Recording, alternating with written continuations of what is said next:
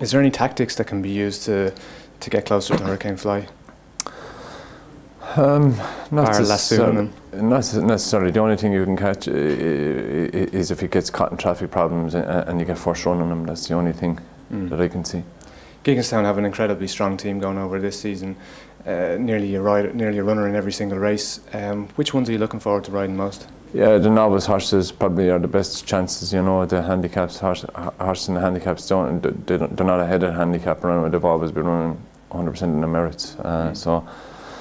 And there's none of them with a hard luck story going to Cheltenham, so probably the novice horses, and probably the way the ground is drying up and the way Willie Mullins' team respect Midnight Game, he's the horse maybe that you'll be looking forward to. Yeah, Midnight Game in the opener, and obviously another Willie Mullins one, Sir Deschamps, very exciting horse. Yeah, and still not sure what race he'll go for, but hopefully he'll avoid First Lieutenant and won't have to make a crucial decision. Yeah. The Gold Cup, it's looking like it's been wide open. There's been all sorts of talk of Cotto going to run or not. Same with rumours about long run. How do you see the race panning out? It looks kind of maybe more wide open than in recent years. Yeah, there'll be plenty of pace in it. I'd imagine Midnight Chase will take him along. If he's good enough to stay in front, I don't know, but he's definitely a horse that will give you a good run for his money, is Midnight Chase. Long Run is a class horse in the race. If he gets there in one piece and all guns blazing, he's the one they all have to beat, including Keto Star. And maybe Burton Port for maybe a classy enough horse in his day, whether he can run a race of a lifetime. You've been around a lot of the Cheltenham preview nights this year. Any festival whispers you've heard? Any nice tips? Not necessarily. Just all I can say is that they're very happy with Hurricane Fly. They're very happy with size in Europe. Henry Bromhead is very happy with his horse in the cross country race, who's a course winner.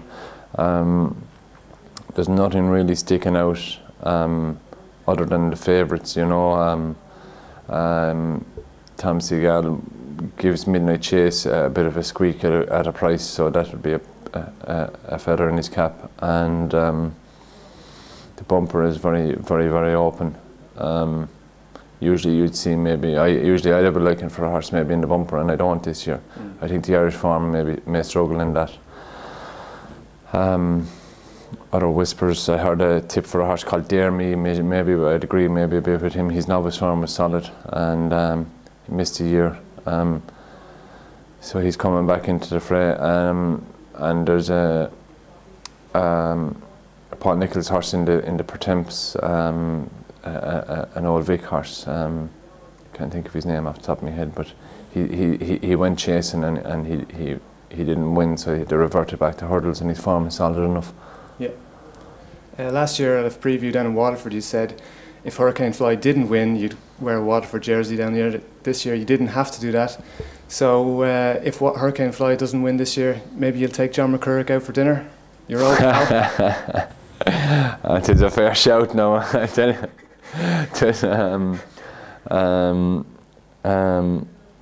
Is that even a step too far? They're just maybe crossing too many bridges there. But he's such a certainty, surely it won't be a problem for you. There's some nice restaurants in Cheltenham. I'd have an awful job to feed him.